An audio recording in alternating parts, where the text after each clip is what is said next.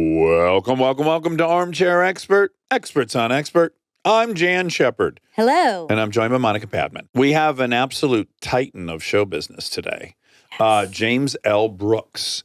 He is an Academy Award-winning director, producer, and screenwriter.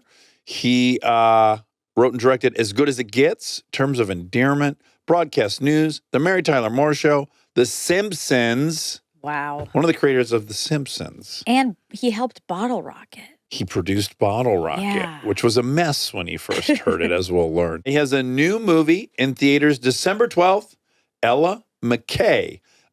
This was a delight. Very Norman Lear-esque, created like a real genre of TV that persists today. He broke a lot of barriers. He did. Barriers. He broke through a lot of barriers. He broke things. Please enjoy James L. Brooks. He's an armchair expert. He's an armchair expert. He's an armchair expert.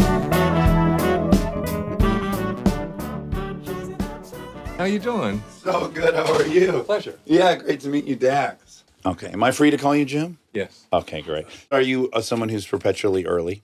I try and be on time. I used to be the reverse. Okay. And then changed my act. Because someone forced you to, or you just did some soul searching? I was working with an actor who has to remain nameless, who was always late.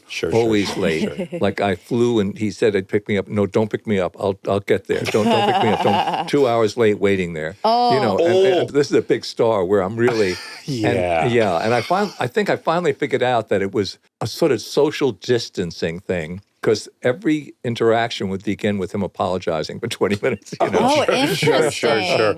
Yeah, what a time crunch. I mean, it suck. It's like you're late and you got to apologize for so long. The day's gone. Let's try this again tomorrow. So you were born in Brooklyn in 1940, but how quickly do we move to New Jersey? I was 2, I think. You were 2. So that's my only memory, really. How far from the city were you in New Jersey? We were up a hill that was directly across from 72nd Street in New York City, where I ended up getting an apartment one day. And as a kid, I was looking across, down the hill at that all the time. Yes. Yeah. And then at one point you were looking back at home. It was almost, if you drew a straight line, yeah, and that hit me one day. Yeah, did it fill you with satisfaction of like, oh? It was emotional because I was like, I was not in a great environment and I was not a happy kid. Yeah, I get to talk to people with a lot of childhood stuff, myself included, but yours is really up there. Publicly so. Dad leaves mom the second she's pregnant with you? Is that how it goes? Yes. I think it explains your career in a big way, and maybe you'll agree with me or not agree with me, but I was raised by a single mother who was a gangster, who was working nonstop and building a career, and I was in the shadow of a very impressive woman, and I think it helped me throughout my life have an appropriate amount of respect for women. And I'm just wondering if you think being raised by just your mom, watching her kill herself and all that, played a role ultimately. Well, it was my mom, and my sister was 8 years older than I. Oh, okay. So she was saddled with me quite a bit. Yeah. It's the regret of my life that my mom couldn't see some good things happen to me. Yeah. I mean, ever. I mean, it's a conscious thing with me. She was 22 when she died? No. Sorry, you were 22 when she died. Yeah. Oh, obviously, that you would've could been have both of you horrible. with an 8-year gap. Yeah. My sister had become divorced, so she moved home. I had a job as an usher in New York that I commuted to after high school. And between the three of us, life became a little easier economically. With the both of them contributing. But she worked 6 days a week, 2 nights a week. What was she doing? She sold children's clothes. Oh, wow. And your dad was a furniture salesman? Furniture salesman. Do you think you were imbued with that sense of like, go get them, walk into a room, win them over? Like, was that stuff trickling down to you? Maybe the opposite. Maybe the opposite. Maybe the opposite. But my father was more than a salesman. He was a TO man, takeover. That means if somebody was walking out of the store without buying, he'd stop them at the door and try and get them back. So that's the kind of salesman he was. That's hardcore. They've already Yeah. declared they don't want Yeah. this. Yeah. So he was in your life still. At that point, yes. At Okay, that 'cause he point. left, I was a, but I then was he a was child. still- Yeah. right. Yeah. He left when I was 12 or 13. I think maybe 13. Oh, got it. Okay. Yeah. And now, did you have any contact with him? Did he get to observe any of this stuff, or did he observe from afar? He was a bad guy. Yeah, he's not a winner. He was a bad guy. Yeah, you described kind of being lonely in that period. You were by yourself quite a bit, I imagine. Yes. All right, let's break this down. Is this Jesus. stuff I'm a uncomfortable for depressing you? guy. Jesus. Yeah, tell me. Is this uncomfortable? Yeah. It is. Yeah. Okay. No, I like this is my rap. I'm right at home. Yeah. Yeah. No, it's it. I just think all these seeds are there. It's like, I don't know, in my loneliness, I decided to write. Writing was a world in which I had total control and power and say over what everyone did. That was a relief. I love that. Different things bring different people to writing for different reasons. And I'm just curious how much of that you think is in the soup. I was in high school, and I was. I don't know if it is true. I was a bullied kid. Okay. As a matter of fact, at a certain point, just a long time ago, but I got into thinking about the guy who bullied me so much when I was in high school. Yeah. And I made an effort to find out what happened to him. Uh-huh. Federal judge. Oh, wow. Yes. Wow. I was Yes. expecting worse for him. I know that's what you want. Some bullies are kind of industrious, I guess. Gosh. I mean, I guess in some ways he's still a bully. No, I was looking for much worse. Yes. Yeah. Perhaps the turnaround salesman that gets people at the door. Yeah. T.O., what did you call it? Take over. Take over. You were pursuing writing, and you were writing comedy stuff when you were young, and you were submitting. I wrote for the school newspaper. We were a high school of 300. Yeah. And I was very resourceful in getting exclusive interviews with very big celebrities. Yeah, Louis Armstrong? And that's wow. what I always say, blessed moment in my life. And I was alone with him backstage as a kid reporter. I asked him a question that he hadn't been asked. How do you take care of your lips? Oh, really? And he lit up, and he brought out drawers of stuff. Turned out to be a major part of his prep for performing. wow. Yeah, right. Trumpeters are neurotic about their mouth, right? It's everything. There's a drawer full of Like ointments and topicals? yeah. Oh my God, was he applying any of them in front of you? No, but he was delighted to show. Yeah. His kid. Yeah. How did you get in touch with him? I don't know how I did it. I did letters. I somehow got myself backstage as a high school kid with Anne Bancroft, who was then, just crazy, the gorgeous toast of Broadway. And I was trying to flirt with her. Sure. I think she was in her 20s at the time. I'm a high school kid or something like that. Yeah. And she was very nice. I saw her standing in a circle. I second acted. You know what second acting is? No. I worked as an usher. And as I walked home, this is my after-school job, I walked through the theater district in New York. Yeah. And I walked in at precisely the time that they had the break between first and second acts. Oh, okay. You look for a stub and you sneak into the theater and you go to the worst seats. You don't go to a hit. So I saw the second act of everything. Okay, you kind of sneaking Yeah, in and getting yeah. a free second act. Were Yeah. you like very enamored by celebrities? Certain specific ones. I mean, when I saw Bancroft, she was talking to, I think, Mike Nichols, and I was shaking. Yeah. And I went over to her, and I'm 17 years old, or Yeah. 16, 17 years old. Miss Bancroft, I have this play. Oh, wow. She said, send it to me. So I, of course, dropped it off. And I got a note from her, a letter. I guess it was a letter. I don't understand your play. I'm sorry. Oh, my What God. feedback? I don't understand. I'm sorry. I don't know why. Oh, wow. okay. But if you're ever in the neighborhood of such and such theater and want to talk to me, I'm there. So it was this amazing Oh, my thing. God. Yeah. I mean, so it was explosive for me. When you came to know Cameron Crowe many years later, did you find that shared history endearing to you? That he had that similar, super young, working at But he was a Rolling wunderkinder. He was a hit reporter for Rolling Stone when he was 15 years old. Yeah. I'm sure you were the hit of your high school if you were securing No, these. everybody resented it because there'd always be a picture of the high school kid with the celebrity. Yeah. So my picture was in the paper all the time. Sure. The athletes hated it. Their picture wasn't in the paper all the Fueling time. that federal judge. Yeah, Yeah. really. This son of a bitch did it again. He's with Louis Armstrong. So you do end up going to NYU after high school, but then you leave because you have a job at CBS News? No, because I screwed up because it was the first time where I was happy. I mean, high school had been awful. Yeah. And somehow I started to have a normal kid's life in college. And it was because there was a fraternity that had a townhouse and was on campus. And I got in there. And then it was like it was better than anything I'd known. I had a lot of friends and girlfriend, and Yeah. so I just didn't go to class. I mean, Okay. it was awful, but that's what happened. Okay. You were having too much fun to go to class. Yeah, I was having my first fun. I'm glad you prioritized that. My sister got me a job as an usher. It was my first lucky break. And usually you had to be a college graduate at that time to be anything, because that was the first foot in the door, and then they started to theoretically promote you. Yeah. And then I got another great lucky break because they used they call them pages, and we filled in for notches above us jobs when the notches above us job went on vacation.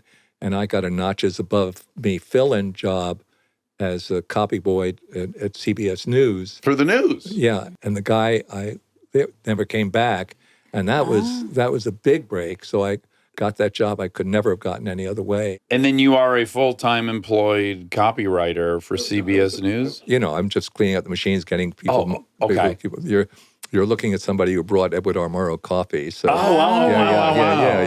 Yeah. You're like a magnet to celebrity. I know. When do you start writing there? I was promoted to a news writer. I had gotten over my fears, gotten over the hump. For some reason, I was afraid I'd end up selling women's shoes.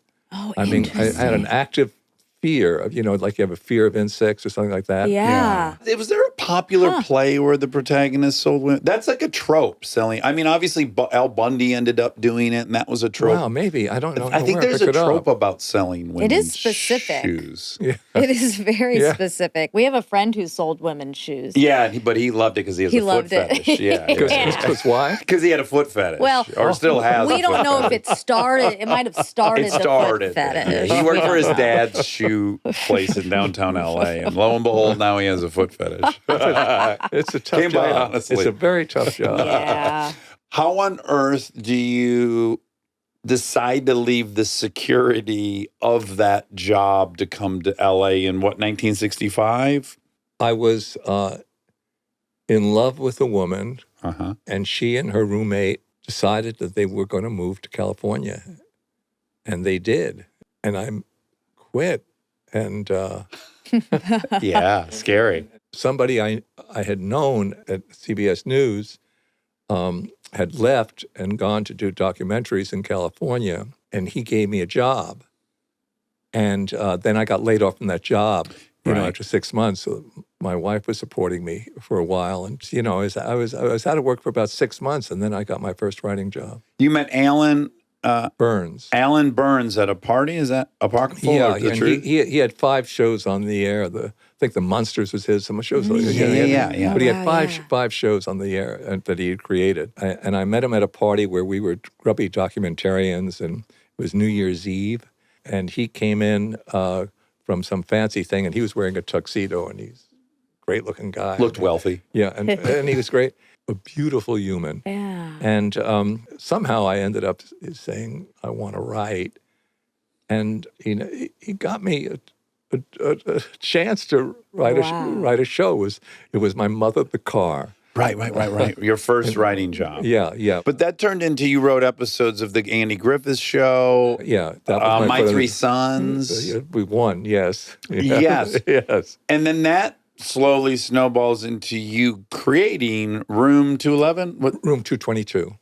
Okay, and that's 1970, 1969. Is that? 68, 69, somewhere in there. Now this show's kind of shockingly ahead of its time in a lot of ways. No, it had the only the second black lead character on a TV show ever. Right. And the first to have more than one, Wow.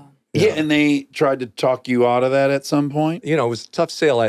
There's this guy, Gene Reynolds, who was a very big director, producer, and a ferociously ethical guy. So they try to say the pilot episode I wrote after so much research, because he was a big research guy, He's the guy who taught you this technique. which has stuck with me. Insisted on it.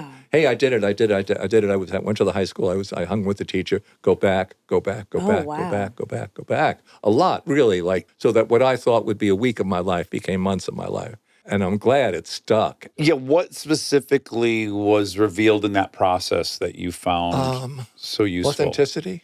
You've unconsciously dug deeper by showing up again and again and again. It starts to be, oh, that's interesting, to you take it in. You get it, just by going back. Yeah, you carried that forward through all your projects. When you're thinking of approaching something, you're building in how much time. I mean, time is such a valuable commodity. How much time are you building in for that research? And is that ever cumbersome? It's great.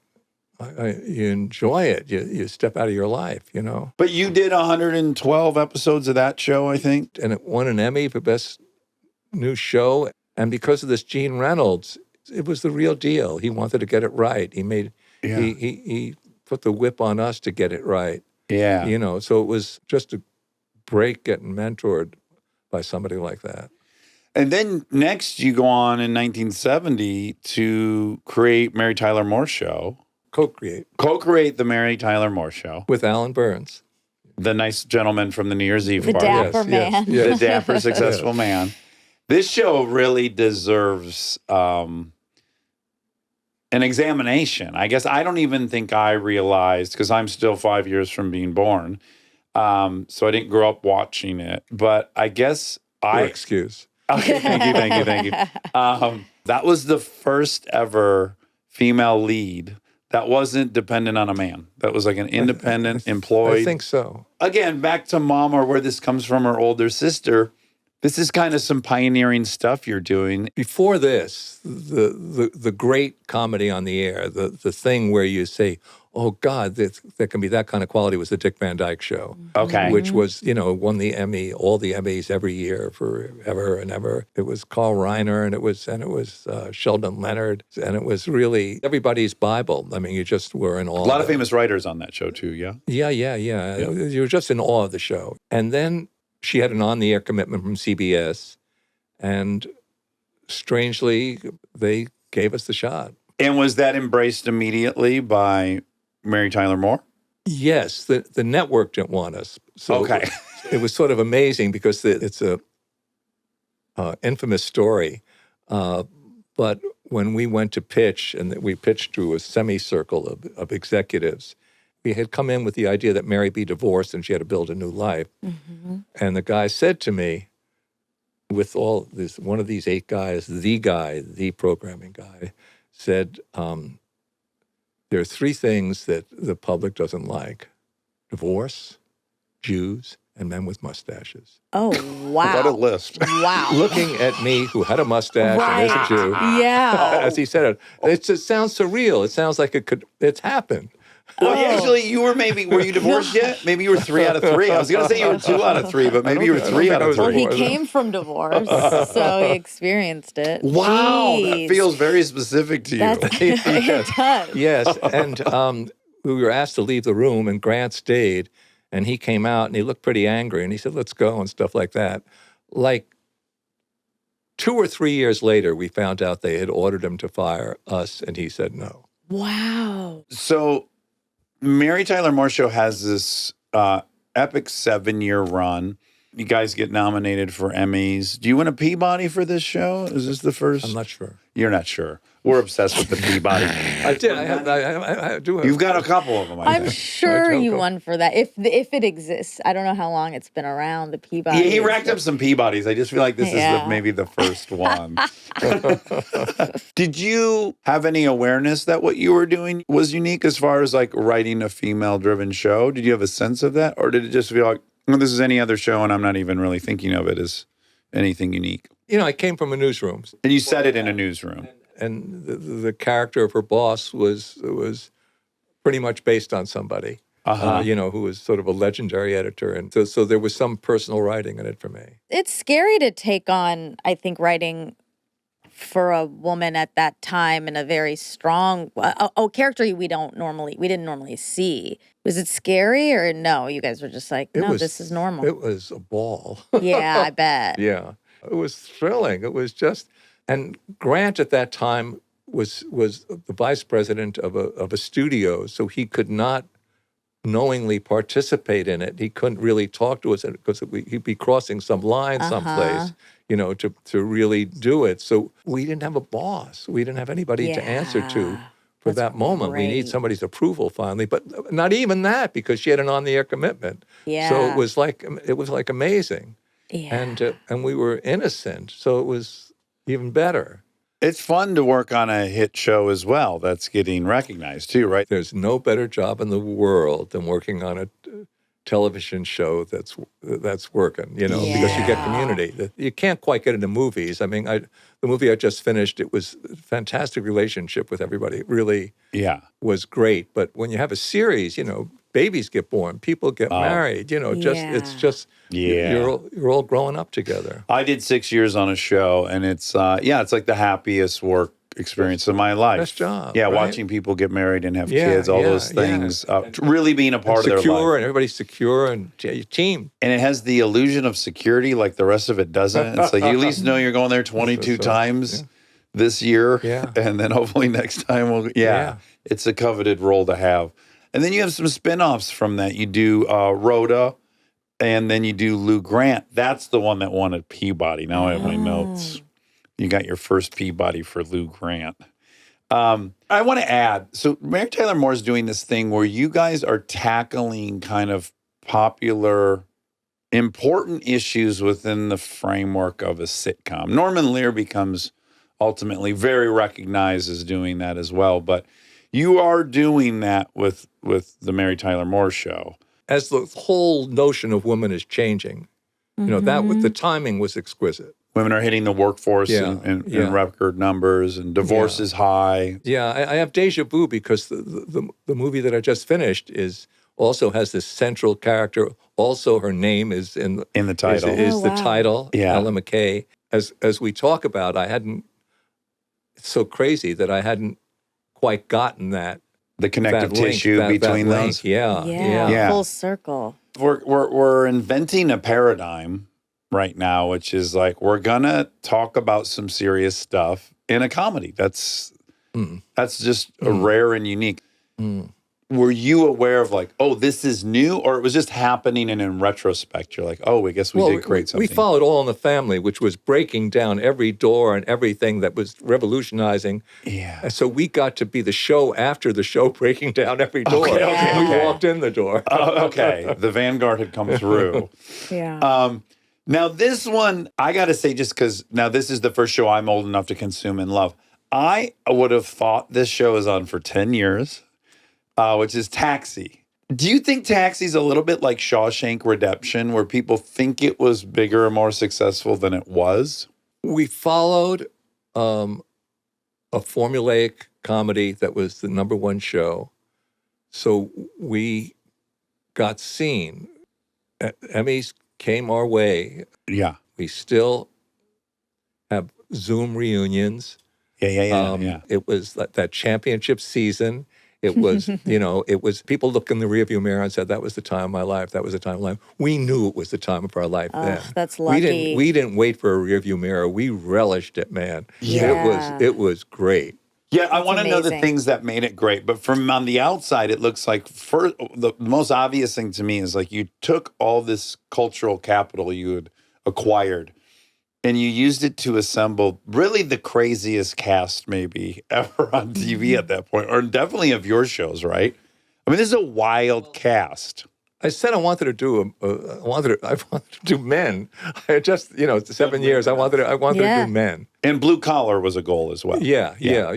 And then there was a magazine article in New York Magazine about a taxi company, a small taxi company in New York, and the article pointed out that they all had, Johnny Tomorrow dreams. They were cab drivers, but they wanted to be this. They wanted to be an actor, and there was something, Eugene O'Neill about it. We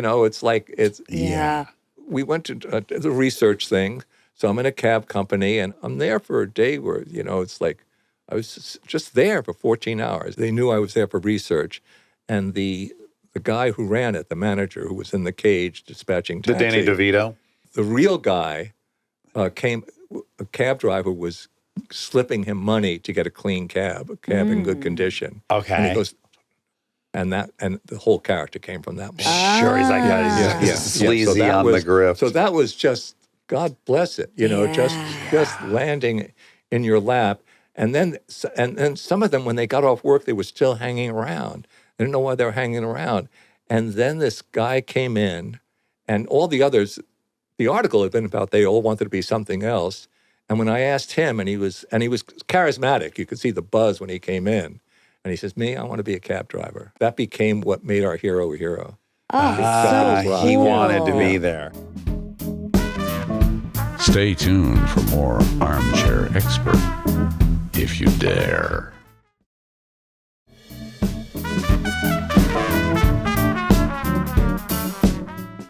Let's just talk about, like, Danny DeVito. Had he been in stuff? Is that a discovery? Can you remember auditioning him? It's a famous audition. Oh, it is? Because we were looking and looking and looking. And, if you know the show, you know the character was just like a thief. Yeah. For his audition, he came in and the first thing he did was throw the script on the floor and say, who wrote this shit? Oh, that's And we great. fell on the floor, and he was the guy. Wow. Yeah. Yeah. I mean, Danny know. DeVito before you've seen Danny DeVito. And what about, Andy Kaufman? You had maybe the craziest comedian of all time having to show up on set at a certain time and be this thing predictably. Like, how did you come to get him? It's hard to explain a unique guy that for people to imagine what he was. But I went to a club where he was performing. Mm-hmm. And I'm waiting to see him, and there's this awful comic who's on stage, and just not only unfunny, but vile and insulting people in the audience until... Is his name Tony? Tony Clifton. Yeah. And Oh my gosh, you knew that? How'd you know that? You'll hear why. Oh, okay. Tony Clifton. Incredible. So you got to see Tony Clifton perform. yeah, and just offending and people hooting. He's lucky if he doesn't get beat up on stage. And his manager comes up and whispers and says, that's Andy. And Andy was in all this thing, and it's just mind-blowingly brilliant. No. And never gives it away. It was whispered to me, never gives it away. And then comes out as Andy and does Foreign Man and is hysterical. Oh my and does the things that if you Google it, you'll see, what he did then. Wow. His tolerance to be hated, I just can't comprehend doing these Tony Clifton sets. And he would go occasionally on talk shows as Tony Clifton. But maybe that's a way to do it because it's not him. He's putting on this disguise. He did Tony Clifton. And in order to be on the show on Taxi, he said you have to hire Tony Clifton as well. Oh And you have to give him his own dressing room. So there are 2 dressing rooms. Oh my God. Why were you willing to play ball? I love that It's you Andy were. Kaufman, man. Yeah. Wow. So Tony had his own dressing room? Yeah. Andy's seminal. Yeah. I think he started performance art. I think, Absolutely. there's a time when he was wrestling. He wrestled women. He insulted women, and then said, "Wrestle me, I can beat any women." And they would really wrestle. And then he went in a real wrestling ring and got hurt. And it was a front page story because he was known at that point. Yes, he hurt his And- neck and he came out in a neck brace. He went on a tour bashing the guy who hurt him. And then I found out it was fake. And it was on front pages. Yeah, he's going to sue What the a guy. live wire. And he wanted a rematch. And if you watch the thing, it's a body slam where he's upside down and the guy holding him goes like that so that you're wincing. But when you really slow it down, Yeah.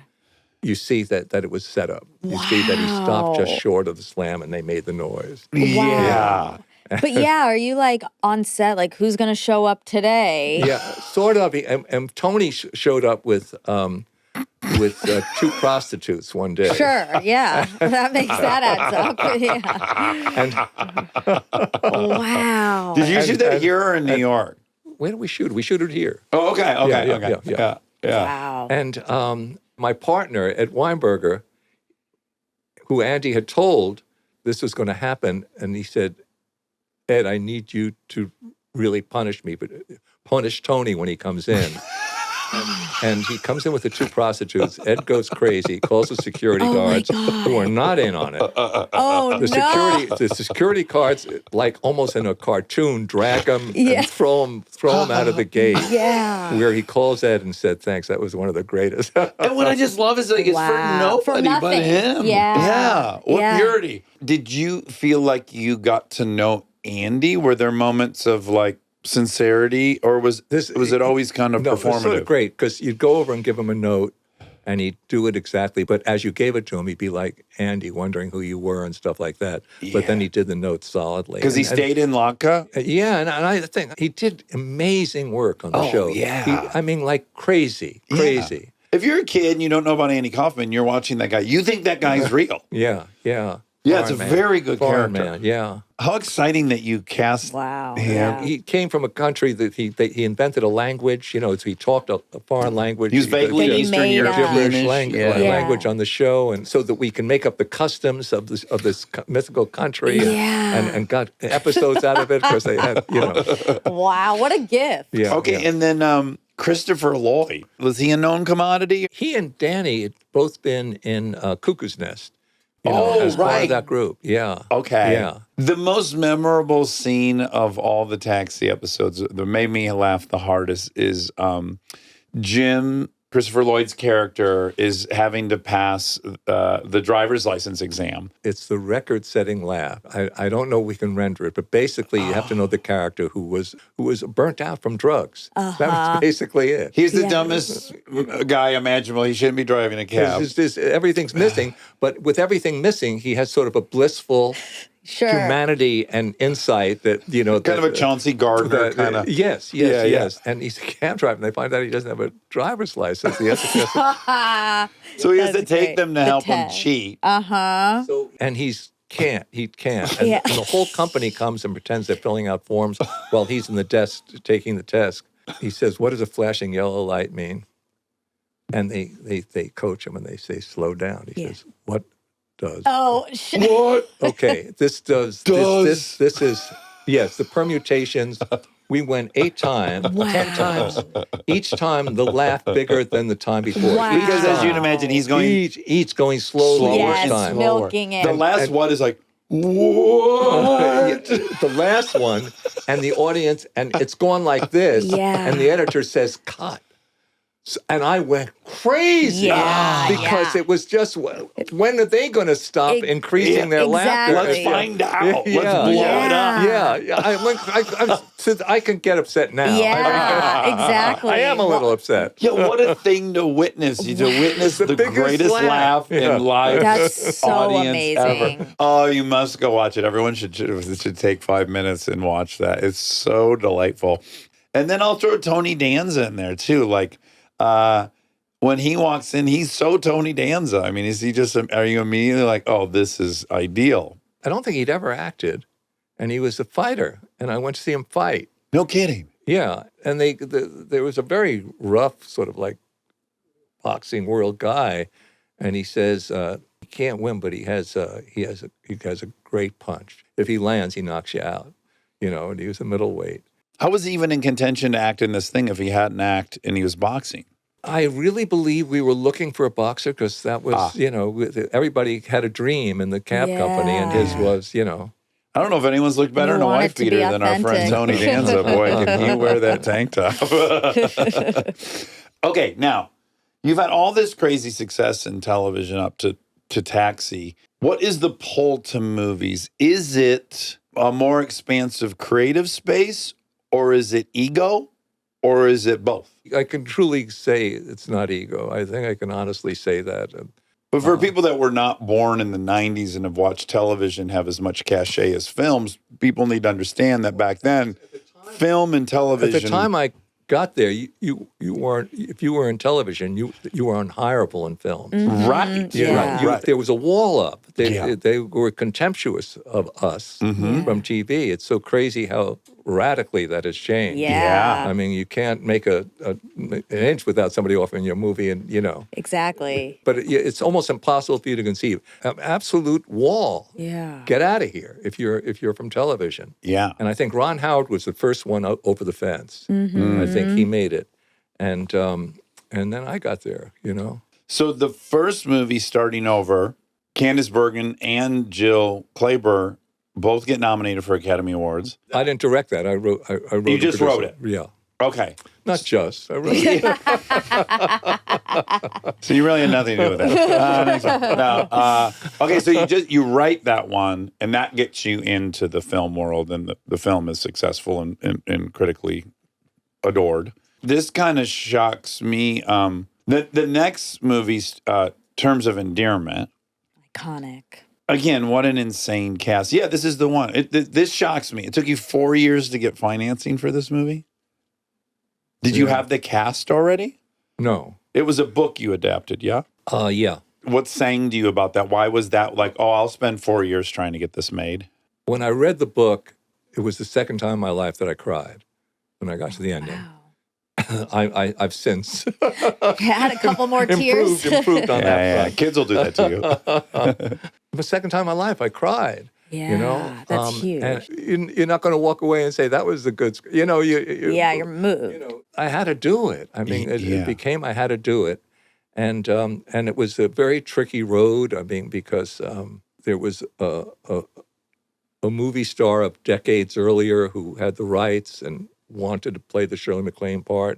She was wrong for the part Right. that she wanted to do. That was tricky, or a hurdle. Well, it was just being patient. Yeah. I had the most amazing time because it was actresses in their 50s, and here was the part. Here was the part for for some that comes along when all that shit is happening about age and all that. Yeah. So I just had this time of just sitting down with great women who had done great work. Yeah. Almost all of them, at that's that so time. cool. Yeah. And I hadn't come to Shirley yet for some reason. And she had a super agent who was, trying to remember the name, because she was the reigning agent at the time, Sue Mangers. She called me and she said, Putz, you haven't seen Shirley yet. Yeah, when you coming? And then I went to see her, and that was it. Wow. How did you get Nicholson? Deborah Winger got me Nicholson. She did. Yeah, because I couldn't get a script to him, Right. Yeah. Yeah. I mean, DeVito's a shoo-in, right? You're going to get DeVito. He's got to pick up the phone and be in this. That makes sense. But Nicholson, she got him in. And what was your working relationship with him? Actor of his time. The talent was so great. But that kind of talent with all the charisma in the world, what are you kidding me? Yeah. The And combo. we did a picture, As Good as It Gets, where if he didn't do it, nobody could do it because he had permission from the people to play this wretched core character as the star of a movie. Yeah, And, that's true. Yeah, I wouldn't have made it. It was the only one you could get away with it. Yeah. He's the only one that could have pulled that off. Great Yeah, movie. Yeah. And he's everything. Was it easy for you to give him notes, or was it intimidating? You go legally insane when you direct, I think. Yeah. You're in such a bubble. That's it. You don't know the difference between right and wrong anymore. You're obsessed with one thought. Everything else slips away. Yeah. You're being paid to be obsessed. Yeah. Yes. Past reason. Wake up, think of nothing else till you go to past bed manners, for months. Yeah, exactly. So it wasn't hard for you. No, it was you lose yourself in it. You go away. You go away and you're trying to serve the thing, Yeah. I mean, you have to get out of your own way. Now, I've never met him, I haven't worked with him, but I have a hunch if he wanted, he could charm you out of anything you wanted. I guess is my hunch, because he's so charismatic. I'm fumbling because you can't convey it. But he'd come up to me and say, "You want to know the worst direction you gave today?" And then he'd also say, "You want to know the best direction you gave today?" Yeah. Yeah. He worked. We worked. It wasn't like, is he okay today? Is that how it is? We worked. He did the work. This is just to geek out for 1 second on Jack Nicholson. One of my favorite things is The Departed. simply because we've got every single one of the actors. Like, let's bring them all in and let's put them in a wide shot and let's just see who you stare at. And I just kept thinking the whole movie, oh, yeah, man, there could be two bears fighting. And if Nicholson's in frame, I'm just on them. Like, that's just a once in a lifetime kind of impossible charisma. Historically fantastic. Yeah. What a dude. Okay, so that movie is just wildly successful. I'm wondering how you took that in. You win Best Adapted Screenplay. You win Best Picture. You win Best Director. Nicholson wins Best Supporting. You sweep the Oscars. Had you written multiple speeches in anticipation of going up over and over again? Or what was the experience like on the night? Were you caught with your pants down? What was that night like? The first one was, I think, for writing, and it was everything it should be. It was joyous. It was great. I was good. I was good, man. I was good. I sat down. I had Oscars there. Can I argue really quick, too? If of any of those categories that you might have felt worthy of, it'd be the writing. You've been writing forever.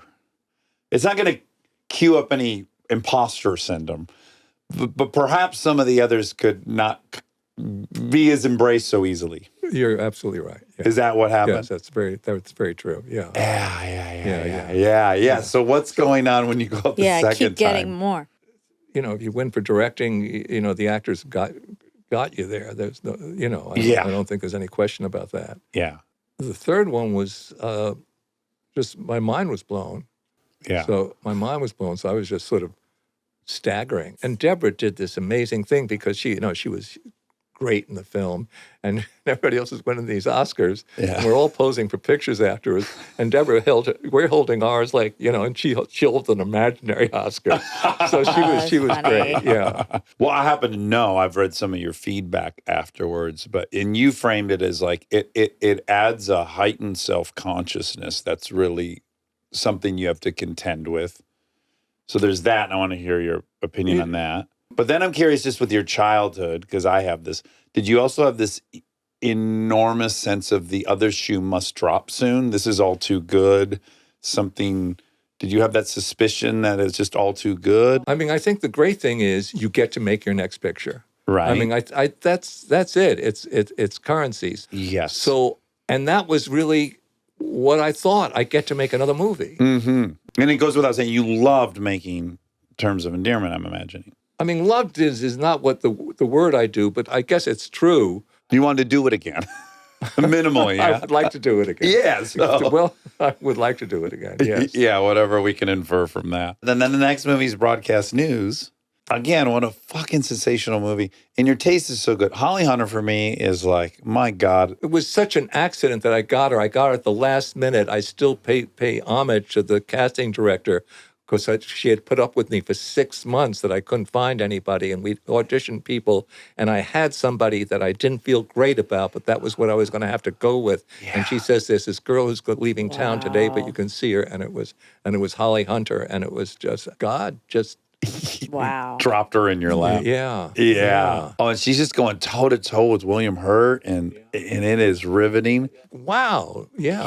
Wow. This is your first time working with Albert Brooks? Yes.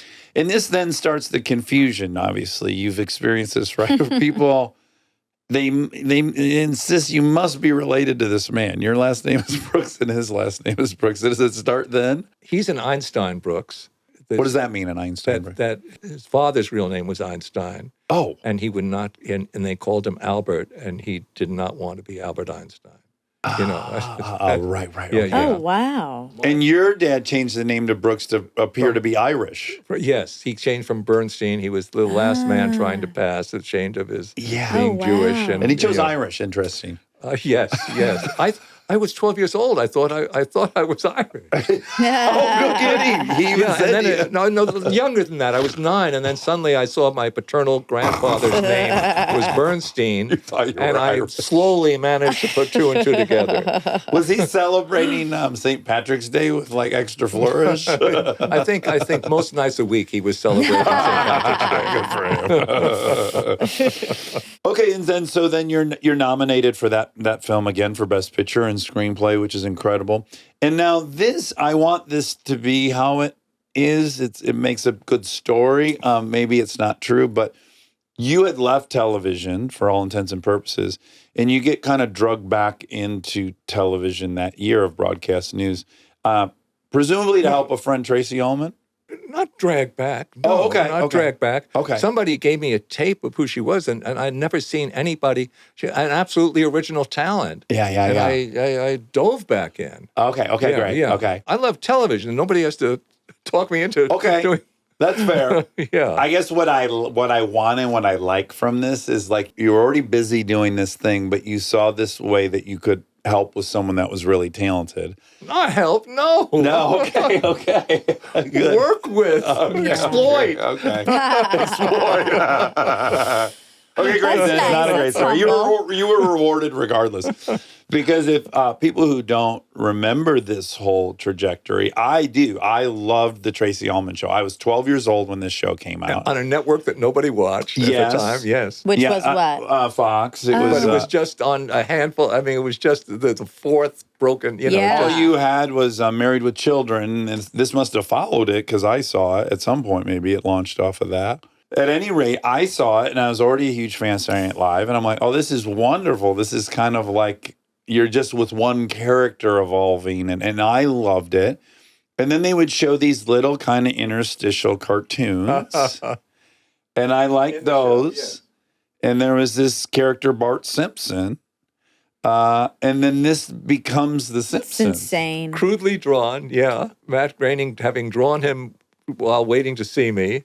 Because you loved his comic Life in strip. Hell. He had a comic strip, Life in Hell. In Life in Hell, he did the 12 Ways to Die in Hollywood, and it was, free road rage and being shot, and, and stuff, and then failure, and then success. That's right. Oh, I love that. God, so is that was true? so it was amazing. It was Wow. amazing. That's how we met off that. Do you have the original Bart? I think I do. I think I have that original. That's worth some money. When this becomes its own show, The Simpsons, I guess 2 years after Tracy Ullman launches, you have some interesting provision in your contract with Fox where you kind of, I don't know what the verbiage is, but Mileage? mileage. Well, now it has mileage, but then you had some kind of creative control that was unique. I think I did. Yeah. Yeah. I think it opened up I think a lot of episodes that otherwise wouldn't have happened. Yeah, I think that's true. And it was a young network, and so I don't think you would have gotten it out of one that was established. Yeah. Okay, so we are at the 36-year marker. This is the 36th year of The Simpsons. Crazy. It's won 2 Peabodys, 37 Emmys. Gosh. I'm going to ask you a very tacky question you're going to hate, but I have to know. Maybe you don't have to. Yeah, you don't have to answer, but I have to you're ask a free it. man. No, I want to know because I'm such a nosy pig. Is there a running tally of what this thing has generated over the last 36 years? Like, can you look and see the exact amount of money this thing has generated? No, thank heavens. It has to be the most successful, though, Hollywood property of all time. It's the longest running scripted show in history, said he. Said he. I mean, the uncomfortably, movie alone Yeah, made it's- $500 million. Yeah, I mean, we're in the it's huge. many, many, many, many billions. I just think It doesn't that's matter. And it was astounding. 5 1/4. That doesn't mean a thing. You are short 25 million. Stay tuned for more Armchair Expert, if you dare.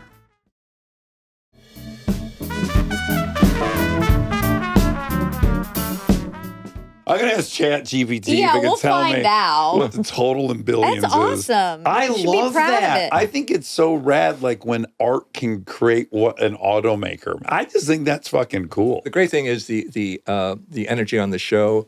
Matt and I, Matt Groening and I, are always around, but there's always a showrunner that's defining it. Yeah. And now it's Matt Selman, and so that the amazing thing is the energy, the freshness, the kind of things that particularly right now is just filled with energy and change. That's the impossible accomplishment. And Yeah. you share it probably only with Saturday Night Live, which is to keep it fresh and on fire Yeah. for that long is like, what a rare thing. It's great because,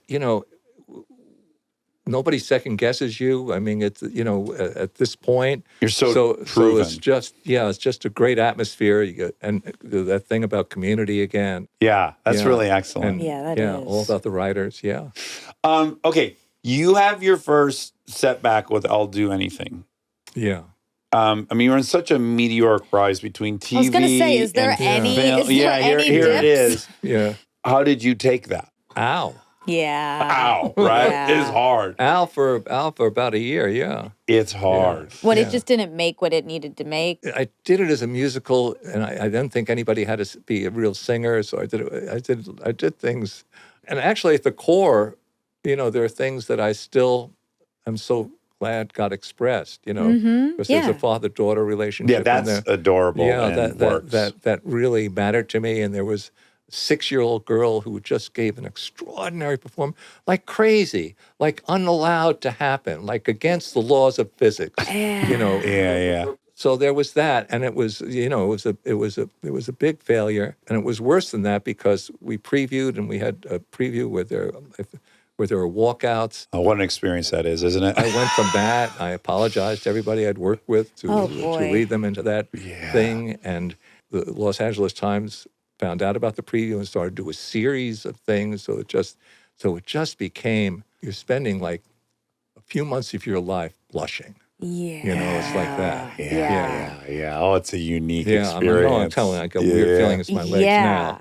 Can we talk about my new movie? I've gone through it. And there's this sense when you're walking around that every human you see knows you've failed. I have had that at least. Which is probably not true. It's not true at all. But you But it feels that feel way, yeah. like No, every- it's a little true. Well, no. One thing I just want to thank you for, because it goes in my top 3 comedies of all time, which is in 1996, somehow you become involved with Bottle Rocket with Wes and Owen. Just the best. So how That's so great, man, that you bring that up. That's it's the fucking such movie. a good movie. Yeah. How on earth do you must have seen their short they made? I saw the short Okay. that got honorable mention, someplace. Yeah.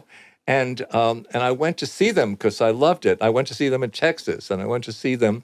Flew to Dallas. They had a script, and the 3 guys, like what turned out to be the cast and the writer and the director, were all living on the same floor. Yeah. But I mean the floor of one apartment Yeah. with just refuse every place. Yeah. I mean, you couldn't walk a straight line in one step without, And I said, have you ever? And it was Owen. I'm trying to remember who the third person was. Maybe Luke? Yes, I think that's right. And I said, "What have you ever read it? Read it out loud?" Yeah. They hadn't. Oh, wow. 3.5 hours later, I mean, it was the longest damn script in the world. Yeah. And then I said, I think, this, it's all going to be about length. And I remember Wes looking at me, and he weighed like 80 pounds. He lived in his car. He's like, Oh my I mean, no, gosh. really. Now, flash forward, I'm Yeah, in Paris, and this gorgeous guy who owns the world in a white suit. This is a few years ago. Yeah. No, his he's life is an art installation now. Oh my God, he has a unique career. Yeah. I mean, he's like artist. He has an Yeah. artist Oh, career. full blown. Yes, Yeah. yes. He was. I mean, he was living in his car, and like say 3.5 hours. He said, Yeah. "Are you going to make the movie?" And I said, "I don't know, man." Not at 3.5 hours. I said, why don't you come? And then I think there was 6 months of work that went in. Wow. Yeah. And then they went away and made it. Yeah. Owen is on record as saying, I think he felt bad for us when he came to the apartment. And then Yeah, the sounds reading was like the it. worst reading ever. Sleeping bags on the floor I and think he stuff. felt Yeah. bad for us. That's so cool that you got to be a part of the beginning of all of them because they all turned It's out great. to be so. It's great.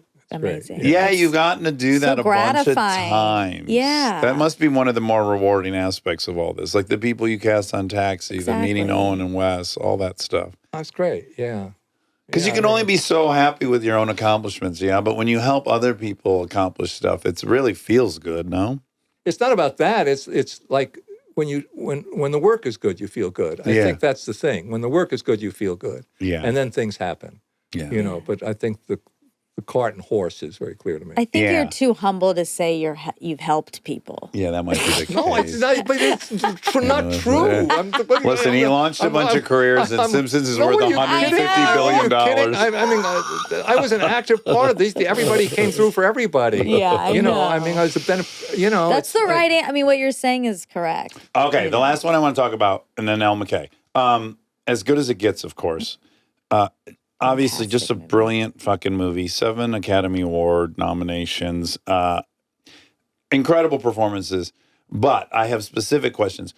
One is Trudeau the dog, the Brussels Griffon. Were you a fan of Brussels, or was this a happy accident? No, I've never heard a breed pronounced better than you just did. Oh, that was the thank you. Griffon. I happen to fall in love with an ex-girlfriend's Brussels. Yeah. How did Trudeau come to be a character? Somebody had written a script that was not a comedy, but it had the characters, a lot of the story, and then I started working on it, and I feel that it was that it was two people who were partners in screenwriting, but they worked a year apart and separately, the way it works, and it never could have happened without him, and then I think it was right to change form into a comedy, and so the dog wasn't his. And then you got to cast the dog, and it's going to be an important part. Yes, and figuring out how to piss on cue, Yeah. which we ended up the prop guy took care of that. The way it has to be is that you don't treat the dog as an afterthought, the dog and his trainer. Yeah. That you give them what you give to every actor. Right. And that was very important, to give them the time, to give them the stage, to give them the respect. Yeah.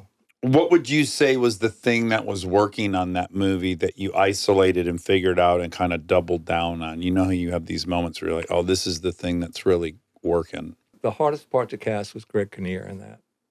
That took months and months. 2 auditions that some people resent and some people really like, because instead of an audition, I get involved, I make it a work session, we go over it again, I try and direct, and some actors resent it and some actors really appreciate it. It's just, but I think it's the right way to work, or else it's sort of bullshit. Let's try working together, Yeah. Yes. Because the odds that they're going to come in and do it exactly as you want it, and then they're going to replicate that exact thing on the day are very slim. No, but you're just seeing the mesh of working. Yeah, the vibe. Yeah. And I mean, you lose yourself. So that you're not sitting there saying, "Show me." It's like you're trying to figure it out with them. Yes, exactly. He was the toughest, and finally, once somebody told me about him, a colleague told me about him, and I went to see him, and because that was impossible. I've never read so many actors for a part. It Really? was yes. What were the essential ingredients? You don't know. That's why you can't. You don't know. You want vulnerability, but you don't want pathetic. You want it's a thin. Yeah. It's just an aura. Well, what a fucking movie. Okay.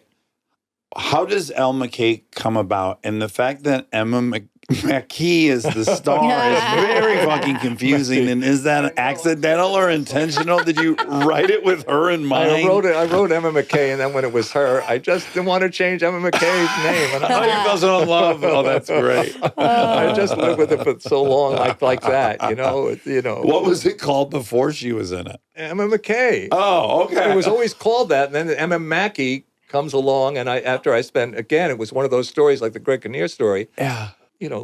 Went overseas, went to London, went to just the hope that when you try and write a female character, and catch something, and it's like, if you build it, will she come? Yeah. And again, this was a real process. Miraculously, she showed up, and she was, this is her first American starring role. She She had one word in Barbie, but made an impact. Oh, wow. She's in Sex Education. Yeah, that's where she had done a lot of her work. Yes. And the Katharine Hepburn, Audrey Hepburn movies of the 50s, and I adored. I just, and this was me just tribute, whatever it is, but that spirit, that, screwball comedy, and then because I just think, how do you do screwball comedy and clock the laughs and put meat on the bone so that you're really dealing with some of the crap that we go through and that can do us in if we're not careful. Yes. And try and combine those two things, which is what the picture is, because you're not telling the truth unless you show that part of life is a little tough. Yeah. And I love screwball comedy. Yeah. So the movie starts out and we meet Ella and we find out that at 16, her father, Woody Harrelson, your access to cast is a little enviable. The cast Well, of you've this earned movie, it. it's very enviable. Well, Woody's an old friend too. We go back to before he did anything. Oh, you do? wow. Yeah. Oh, okay. He's being fired because he has slept with several coworkers. And is being confronted by a 16-year-old daughter. Yes, the rest of the family, or the mother in particular, seems to be going along with this quietly, and she's not having that. She's like, let's be honest about why you've been let go. Her first line is wait, because everybody's packing up, moving on, pretending it doesn't happen. Yeah. We're going to acknowledge the reality of this. Yeah. So not only has the father had many, many extramarital affairs, and the family's in flux because of it. And as he points out, all three women sent letters of support. Yes. He said that's one valid perspective. So he has to now take a job in another state. And she's in her junior year of high school. And so she decides to stay with her aunt, who is Jamie Lee Curtis. Yes, and it's a little messier than that because her mother, who still loves him despite all, knows that her daughter and him will never get along. And it will always be that kind of chaos, and still loves the guy. So sort of urges so that Emma's character is abandoned and made to feel abandoning almost. It's such a it's weird. And you feel very much the mom's shame at sticking with the dad. She knows the daughters and I love great judgment. Yeah, correct. And he'll do it again. I get it. Which is heartbreaking because she's already taken it on the chin from the husband, and then now the dad, the daughter's disappointed in her. Yeah. And then while they're gone, the mom dies unexpectedly. So I'm just going to throw out there from what we've learned about you, there's a lot of stuff here that sounds vaguely familiar to your childhood. We've got a questionable father in the mix, and we've got a mom who dies prematurely. Yeah. Are you aware of that when you're writing it? I called him Eddie, my father's name. Oh, you did? Yeah. Okay, so So you're aware. So I'm blushing now. So many Hollywood pictures end with forgiveness being the answer. And if forgiveness is always the answer, forgiveness is meaningless. Something has to be unforgivable. There's got to be an unforgivable forgiveness to mean anything, right? Yeah. So, that's a good point. Yeah. So that's and it's really the question. It needs to be relative to something. Yeah, and I'm sort of like reactionary to every movie ending with "forgive you," and that's the answer in life. Yeah. Especially since I don't know that I forgive. My father did unforgivable things. Yeah. He did. I think unforgivable has to exist. Right? Right. But it has to be forgivable. Right. Yeah. Yeah, it's also interesting. We could get very philosophical here. It's like there is some risk of healing all things from the childhood because they are the fodder for creativity. Like if you had some really dreamy, peaceful resolution with your father in the past, I don't know that this movie doesn't exist. No, of course, absolutely, right? Absolutely. Yeah, it's interesting. Yeah, and I had aunts that were very giving to me, and there's an aunt in this picture played by Jamie Lee, and Jamie Lee is like her humanity to just be around, just and I think she kicks it out of the park in this. Yeah, in some weird way, she's the emotional hub of the movie. Yeah. She's the most dependable source for Ella to check in, get a reality check. Two women who've been through everything together who love the ass off each other, yeah. Yes, and as Ella then is a kind of a wunderkind herself, she finds herself as the deputy governor or whatever that role's called. Lieutenant governor, yeah. Lieutenant governor under, again, ding, ding, ding, Albert Brooks, no Right. relation to you, because you're Irish and he's Jewish. Easy mistake. He's the governor, and then he steps down with 18 months left of his term to go join the cabinet in the White House. So now she finds herself as a 29-year-old governor. 34. She plays in she's the movie. Yeah, 34. Her real age was that. Yeah. Oh, okay. Sorry.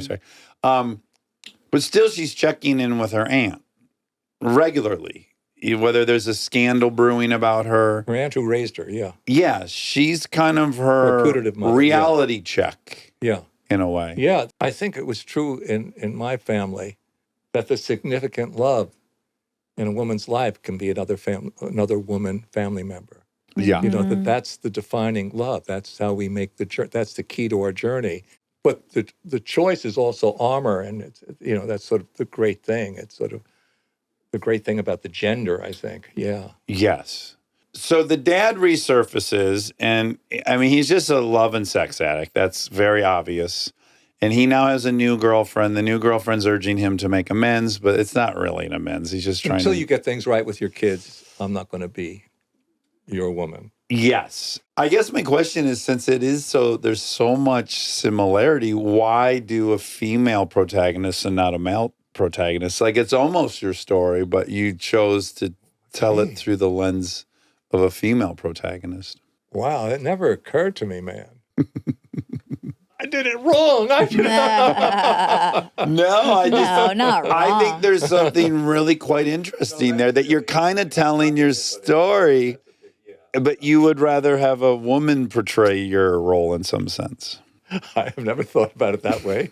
I plan to have this surgically removed from my head after I leave. Maybe it was a protective thing. Like, if it's exactly you, that's a little harder to write and to sit with. So maybe there's like a little bit of a distance when you're writing for a female character. Yeah, that. God bless you. That's it. I'll make another argument, which is your story in 1958, when you turn 18, having had really no dad present and a mother that was working nonstop, you were starting with a real deficit that I don't think we could extend to any man in 2025 as a male lead.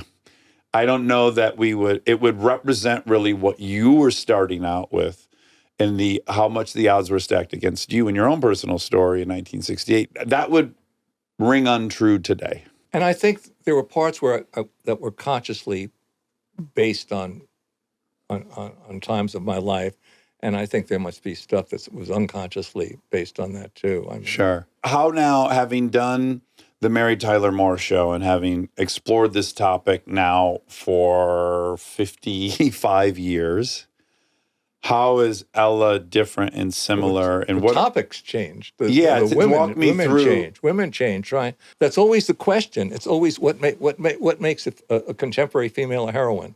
And this is a no nonsense. She's a public servant we pray for. Yes. She's just really genuine. Principled and has integrity.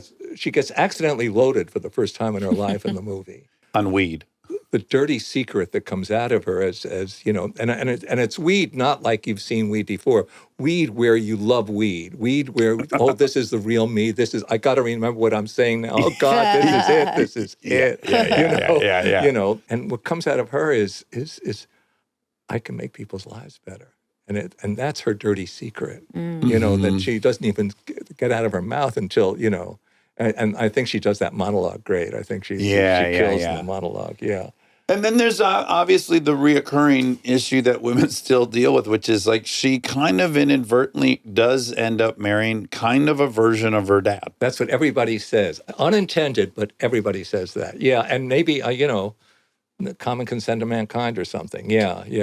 Yeah, so explain the husband that she's kind of just woken up. Hardest thing in the script, because through some versions, what is she doing with him? Right. He's based on this, that it was one of the things that a woman can consider about a guy is what impact he'll have on her life, in sort of in a traditional sense. he's a successful guy, if he's something like that. Yeah, will he be a good father, It's provider? attractive. It's attractive. Yeah. This man is going to take me places I never heard of. This is the reverse. Right. She's that. He noticed it in high school. And I don't know if it's bad to fall in love with that, but you're Yeah. going places and you don't even know it. Yeah. And you're going on a journey, and I'd be stuck here. I love you. You know? Yeah. Persistence. Interesting. So yeah, he is enamored with the obviousness that she is going to be going places, and he's ambitious, but she's not in the wrong way.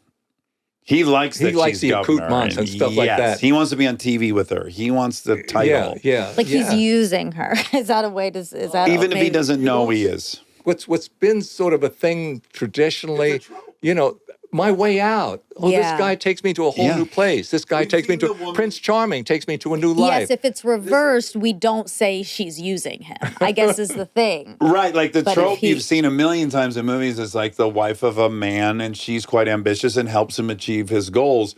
But it's really unique and interesting and a bit icky when you see the reverse of it. Right. for It's whatever. like, why should it be? Why Yeah. should it be? That's But interesting. I don't like it. That is a very contemporary woman right now. There's a lot of that going on right now. That's hard. Yeah. They write their marriage vows, and his is, except for you and me, baby, everything's a joke. And that's an outlook, Yeah. Well, it's delightful. And again, I love Kumail too. Kumail Nanjiani I is love one of my all-time Kumail. favorites. Yeah, the Big Six. It's like Yeah. the Good Guys cast. It's like everyone that's in it is just like sincerely a good guy. Oh, I have one more question. Yeah. When's the first time you cried? You told us the second time. my mother's death. I guess we could have assumed that. I made an ass of you and me. And You did, assumed you that- did. I saw it, He you said did. second. I was like, okay, I'm Yeah. guessing 22 was the first time. And how much time in between was those two? It's a long time. A long I can time. tell A you, long time. I have it. 83, 22, 66 to 83. So that's That's a long a time. big gap. Yeah. I that's a think I big had gap. about a similar gap. I tear up easily now. Yeah. You have a bunch of girls, right? I have 2 daughters and 2 sons. 2 daughters and 2 sons. Do you cry as much for the sons or the girls? I have 2 girls. I just know I cry nonstop, and I'm assuming it's halfly because they're Well, girls. my last cry was with my granddaughter on the phone. Aw. Yeah. Yeah, because something wonderful had happened to her, and she didn't see it coming, and it was so it was a That's so happy cry. special. Yeah. My kids are embarrassed for me. I Well, think. no. I mean, I'm just letting it rip all the time. Wow. Yeah, men don't bring Kleenex with them. Yes. No, I never see it coming, but boy, it's getting more and more regular. It's nice though, isn't it? It feels like you're genuine. Yeah, It's it feels human. nice. By the way, I think it was one of your podcasts where you were talking about men's groups, and I can't tell you what it brought back to me and how much I miss it when I was part of a group. I just went, your podcast. In your case, it was AA, but just in my case, just palpably missed it so much. Yeah. Hearing you talk about it. Yeah, I was there last night with my idol who just got 23 years. He also had a 76th birthday. And I was sitting with him and I was like, oh my God, man, I have had 23 years of getting to see someone who has exactly what I want and is exactly who I want to be. And I've got to just ape them. And what an insane gift. How the hell do you find that without something like that? No, it resonated. Yeah. Oh, thank you. Yeah. Well, man, this is a real honor, Jim, honestly. Thank you. You guys Yeah, are great. this Thanks a was lot. so Yeah, nice. yeah. Thank you. I mean, you guys are great. Thank you. I appreciate it. Thank Oh, you. yeah. Thank I you. mean, just the work's so special Yeah. and lasting. And We're fuck, you honored really that you came. you did a bang 'em up job. And you'll call me and tell me what Simpsons is worth, right? Between us, and I won't tell anyone. Get me accounting. All right, thank you so Thank much, you. Jim. Pleasure. Hi there, this is Hermie and Permium. If you like that, you're going to love the fact check. Miss Monica. Anyway, I want his wine. His wine and his cake. His wine and his cake that Maybe he doesn't you would eat or love drink. dating him. I would eat all his stuff and drink I all love his that you want to stuff. fuck him. That's so exciting. Well, it's That's what you were curious. saying. I'm curious. Yeah, I let's don't just wanna let's bring date everyone up to him. speed. We're talking about Well, Tom Cruise, no, and you did say he's not going to come on if we do this. if he knows you want to fuck him, he'll be here in 2 seconds. What are you talking about? You don't understand one thing about how the world works. It's crazy. The 8 years of me trying to explain to you how the world works, and you just won't pick it up. I have some You want to just want curiosity. to fuck him. I want to know what he's What like. it feels like to fuck him. Get into it. Let's hear what this is No. about. Okay. I'm like, what are you like in an Sexually, intimate yeah. setting? Because he's so intense and everything has to be so, Regimented. yeah, there's probably no room for improv.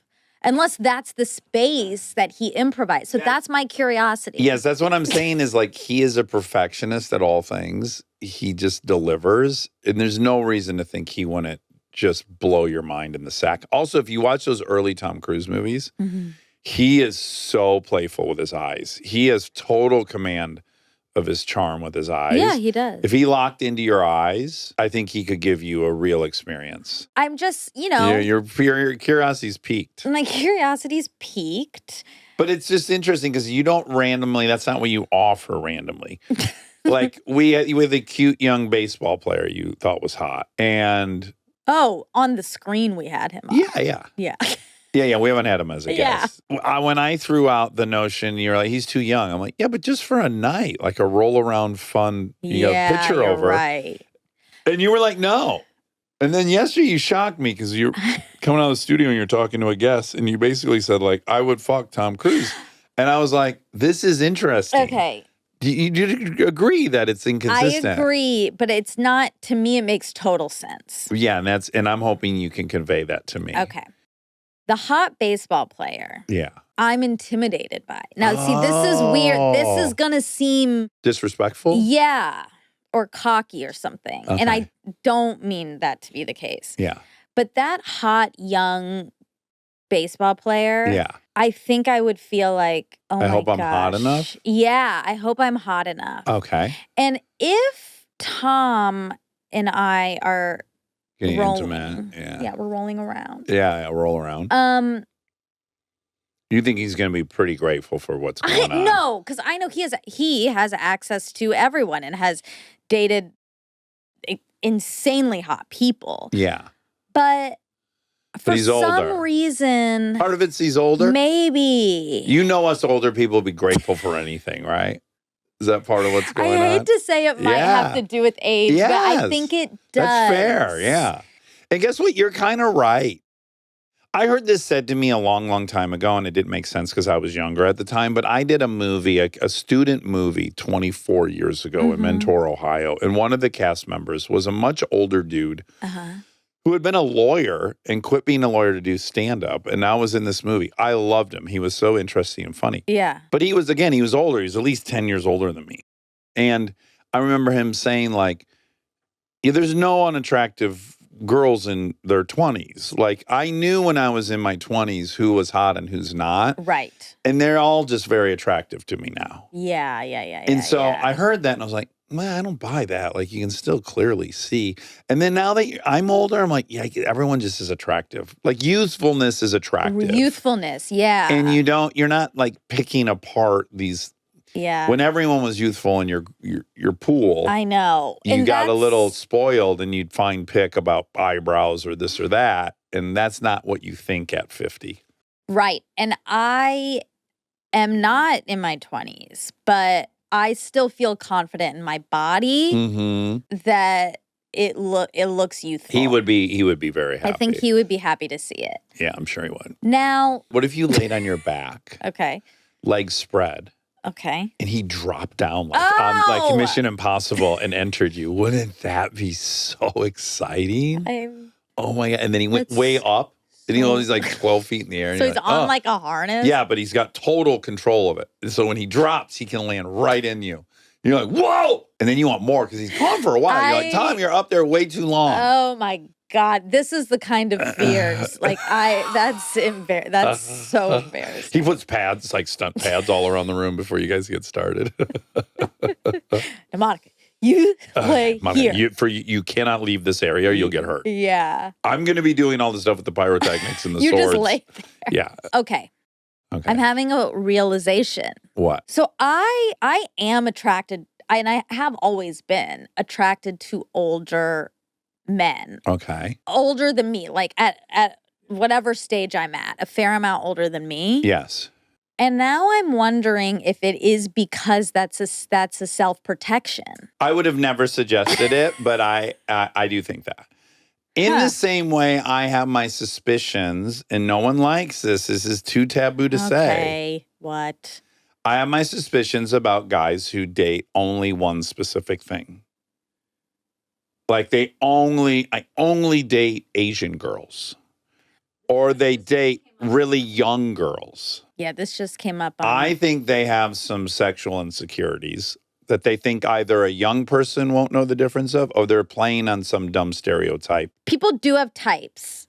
Yeah. And is it And okay why? and why? Why do they have types? But you often say it's okay to have types. I do think it's okay to have types if it's not covering up an insecurity of yours. But how do we But I guess who cares how do if you it's know? covering up an insecurity? Yeah, like what's the difference? Everything's related to our fears and insecurities and our strengths. Well, and our, I think if you are, what I would say, kind of using someone to deal with your insecurities, I just think that's not fair. I think you should deal with your insecurities. yeah.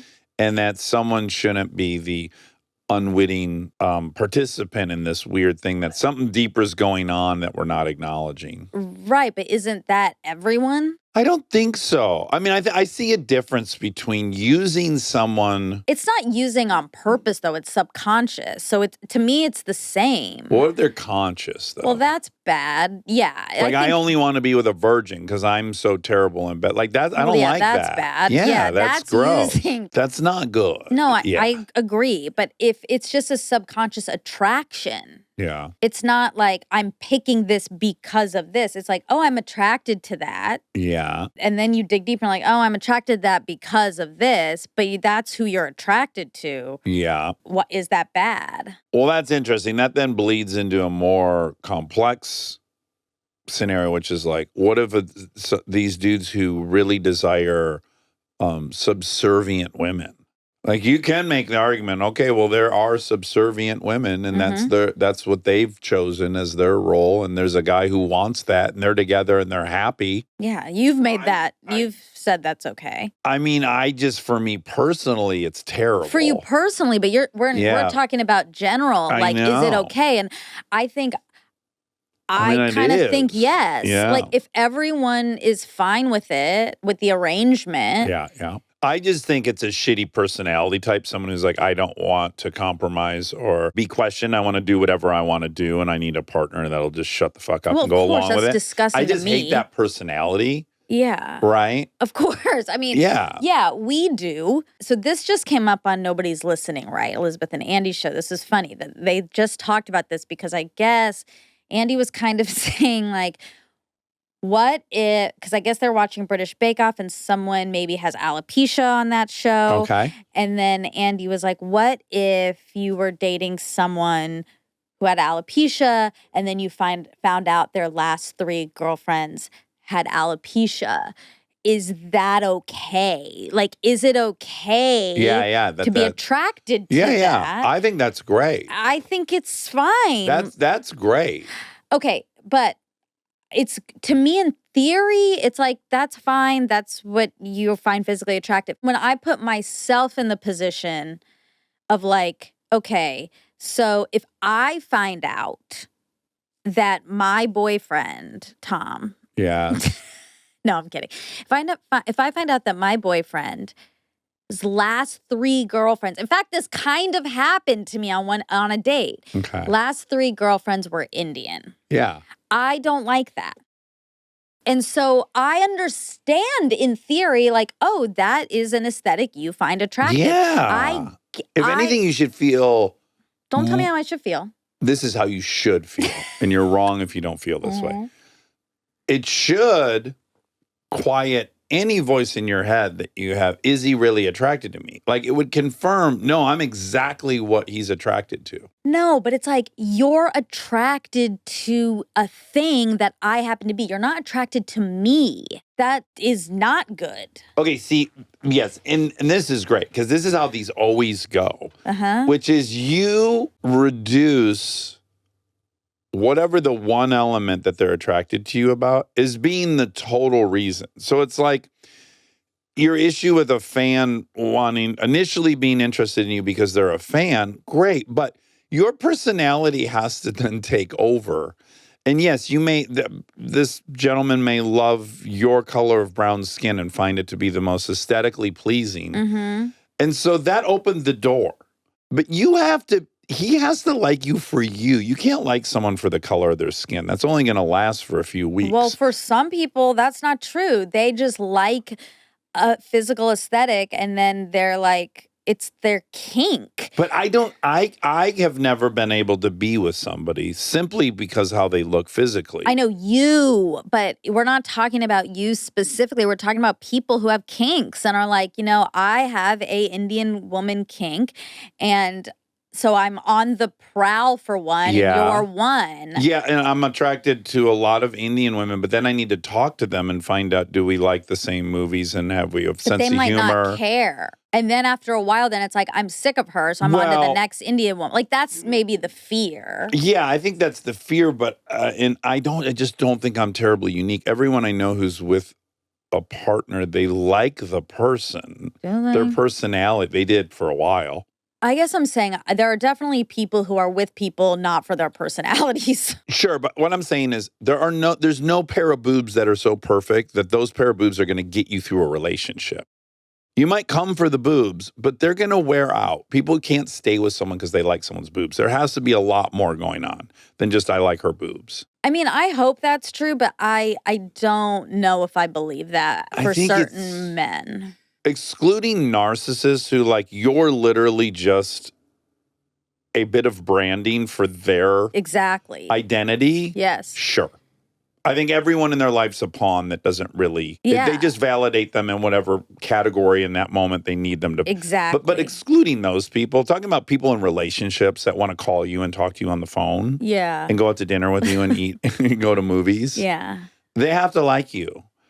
Yeah, I hope. And I think sometimes you reduce why someone likes you to a singular thing and then evaluate that one single thing when I think it's hundreds of data input that make us like each other. Yeah, I hear that's right. And it'd be okay if someone came for one reason and stayed for another. I know.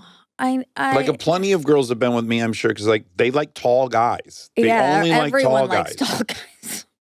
Well, I don't know if that's true. Yeah, they do. I mean, people like short guys too, but everyone likes tall guys. And maybe everyone likes tall guys, but for some people, they have to be with a tall guy. I've met girls that are I've never had a boyfriend under 6'2". That's what they love. They have to have that. Yeah.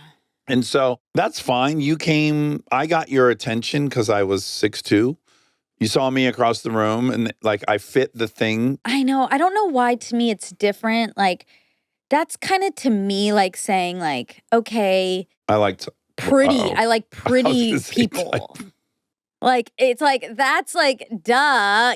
Everyone likes tall guys. Everyone likes pretty faces. Being Indian is not the same thing as that. It's a niche. It's very specific, and it's I don't know. You could also it's a fetish. I mean, it's not always I'm not saying Indian people in relationships, that person has a fetish. It's just if you see that it's a pattern. Yeah. That to me. Well, it makes you it would make me curious. Yeah. What is it that you like? Because it could be the culture. Right. And you're not that. So I already understand why you'd be if your thing is Indian chicks, I'm not that. I'm not I think I feel very don't put me in a box like that. And you were trying to not be Indian a little bit. Right. But now, I think it would just get complicated with that person. Because I'm I already have enough complicated feelings around this. Yeah. You're not going to get the culture. If you're coming to me for like the Indian experience, you're not going to get it. But I don't know the stereotype. That's why I'm more concerned for guys that only date young Asian girls. I don't that one, because it has a lot of built-in stereotypes. There aren't those built-in stereotypes about Indian women. It's not that there's this subservient stereotype. It's not that there's a stereotype that the men have small penises. There's none of that weird psychological baggage. Can I see why that would be your fetish as opposed to other groups?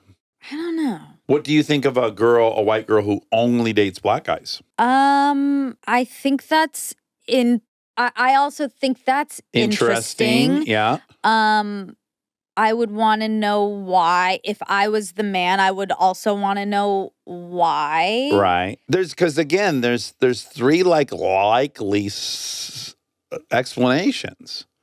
Well, there's all 100 interesting. explanations. One is just aesthetically, that's your pick. Yeah, gorgeous. A, that's your aesthetic. B, you're trying to rebel against your dad. Oh, see, this is so complicated so fast. I know, but I think these are likely buckets that one would have to consider. Or you two are playing up on a stereotype and you're a size queen. These are like the three things I'm thinking. No, it could also be like, I imagine that you have a view of the world that I find interesting or different. Great, or that's a you've fourth one. Yeah. I mean, to me, that is what would be attractive. That It's you're like, attracted to the culture. No, not the culture. The Different set of glasses. different set of glasses. That this person is seeing the world in a way that I Can't access can't. without them. Yeah, and I think that's a beautiful thing to mix that, to understand other people. Yeah. That's I the like only that way one. to do I like it. that one. But yeah, those are four really likely, I think, assumptions you could make. I think I am attracted to that. I think I'm attracted to things that are quite different than me. Novel and unique. I like it. It's fascinating. It is fascinating. It's juicy. It is fascinating. Stay tuned for more Armchair Expert, if you dare.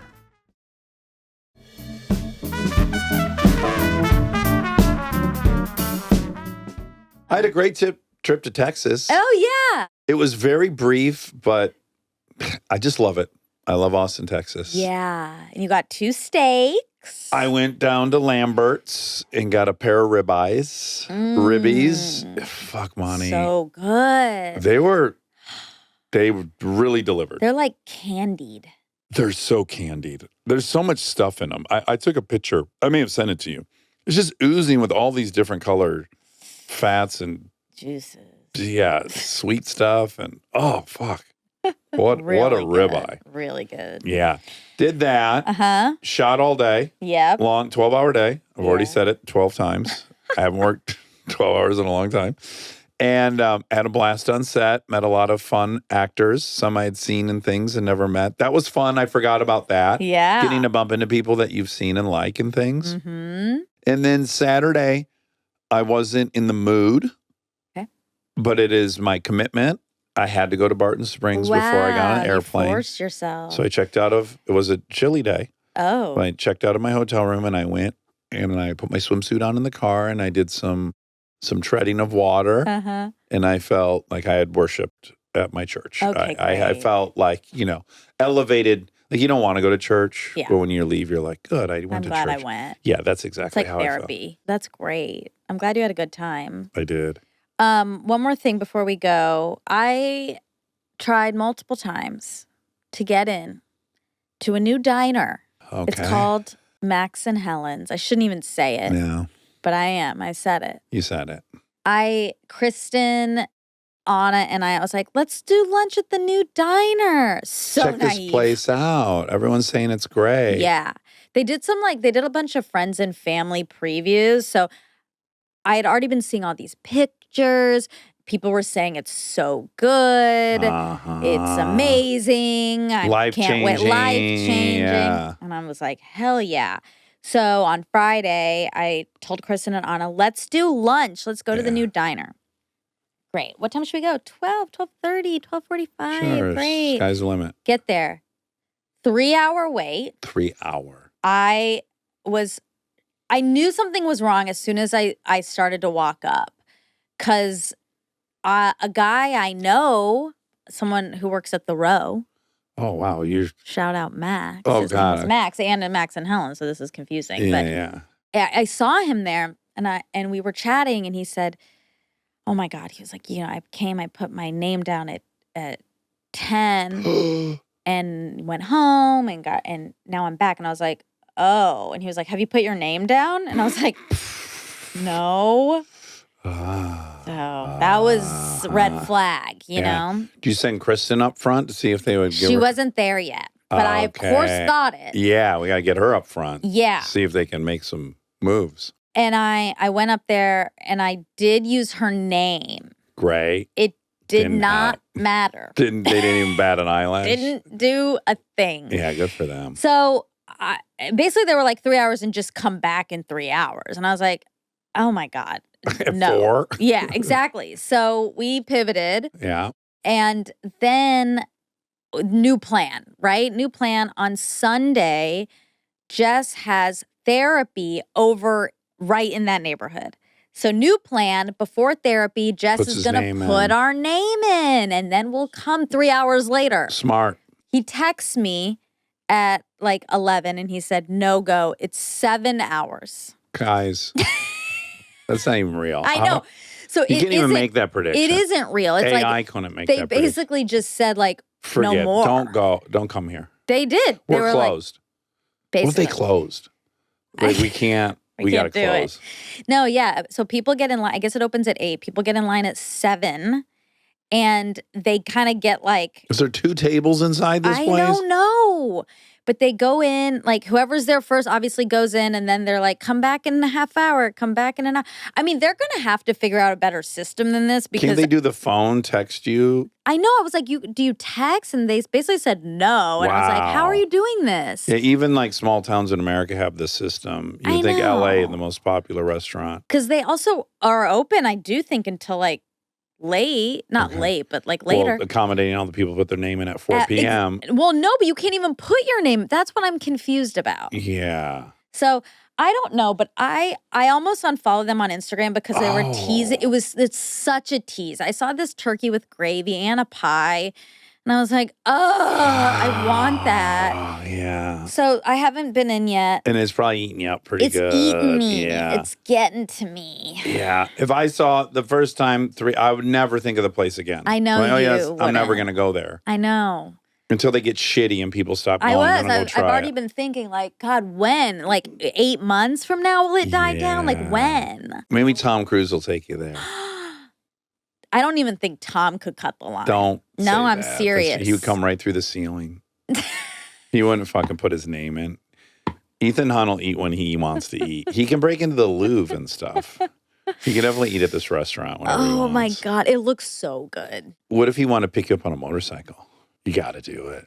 Do you think I'm safe doing that? Yeah, he's pretty good. Really? Mhm. Okay, Yeah. then sure. You should get a leather jacket. God, this is great. No, I'm not going to This is change. going to be a hot night. I'm not going with to change my Tom. personality. Why not have some fun? I have fun. Okay. He'll like me.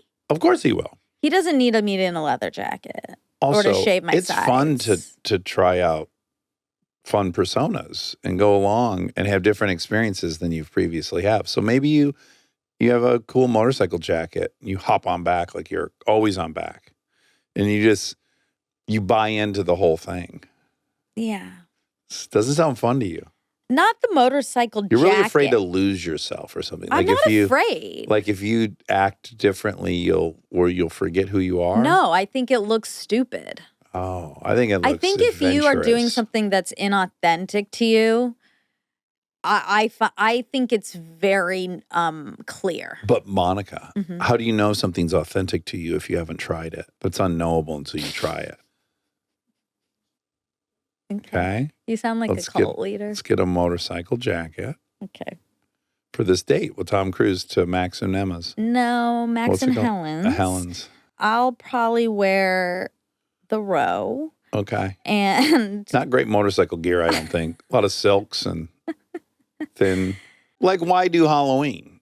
You know, why even do it? No one's any of the things that they get to pretend they are that day, but it's quite fun. Yeah, but If you we've already think about it, discussed me walking from the car to the house. It's like, you lose your I confidence. hate this. Yeah. I Okay. And I like it. yeah. I'm like, oh, I'm this other creature now. But- People are seeing, like, you get so used to how everyone sees you. The reaction's standard. Mm-hmm. You know what it's like to be you moving through the world. But all of a sudden, you're wearing like 6-inch platform boots and a super tall mohawk and blah, blah. You get to try on for that day. Oh, look how people are looking at me. This is so interesting. That's what's fun about acting Uh-huh. is putting on personas and personalities Yeah. and trying and doing that. That's fun. Yeah. And But it could be in real my life too. I feel like that's You feel like a poser. yeah, I do. Understood. And I think that's a common hurdle for people. But what's the difference between someone who's a poser and they're not? They were just like, I'm not. I'm going to do this. Like, no one's born authentically punk rock or not punk rock or this or that. But you're drawn. You're drawn to it. You're like, I like this. I like this aesthetic. This makes me feel but I don't Excited. have that. So I would just be doing it, trying to work from the outside in to feel Unique. I feel, That would be but the I goal. feel unique. No, there's unique as a person. Yes, you're a unique person. Yeah. And then there's your day-to-day life. If you could have a very unique day, Oh, I see. that's what I'm saying. Like, Yeah. You You just want me to dress the part. I love feeling unique, Mm. having a unique experience. Yeah. Like, I don't like wearing a tuxedo. Yeah. I know. hate it. I know. That's not for me. But I like that I wear a tuxedo sometimes and go to these award shows and I get to experience the whole thing. Do you? Because you're Yeah. always like, you hate it. You hate that. You hate I'm not that- looking forward to it. I don't like the inconvenience of having to have a suit, having to have it tailored, having to have hair and makeup. Like, all that stuff I'm not looking forward to. Mhm. But being at the event dressed in the appropriate gear that you're supposed to be in, looking the part and pretending you're in a highfalutin scenario, I find fun. Interesting. I'm like, oh yeah, this isn't my norm. I don't wear tuxes out to fancy black tie things. Yeah. So when I'm doing, I'm like, oh yeah, this is out of the ordinary and unique, and I Right. appreciate it for that. Okay. Yeah. I feel that that's maybe new for you Oh, because I feel like you used to be very attached to your authenticity. And I think I'm still very attached to my authenticity for sure. yeah, But think I've so, learned to too. incorporate, like, oh yeah, that's authentically me. I'm someone who has to do that. Exactly. Yeah. That's why that's a little different. I don't think me putting on a leather jacket and For a shaving my motorcycle ride? side, that's not authentically me. I think riding on a motorcycle could be, is. Okay. I've done that. Okay. But putting on like a character, He's probably going to pick you up in a Porsche, I think. how will we get in the restaurant then? He'll figure that out. Okay. Yeah. All right. All right. Let's do facts. Let's do some facts. Is this the vintage item you were talking about? Yes, I got this vintage. How old This is shirt. it? Do you know? I don't know. Circa 80s, 90s? I feel like it looks 80s. This is my new shirt from my tour that I went to. Sabrina Man's- Carpenter. Oh, cute. Yeah, it says man's best friend. Yeah, it does. Yep. Because that's the name of the The album. new album. Yeah. Didn't hear any of those tracks because it's the short and sweet tour, but Oh, she didn't give you any? I don't think so.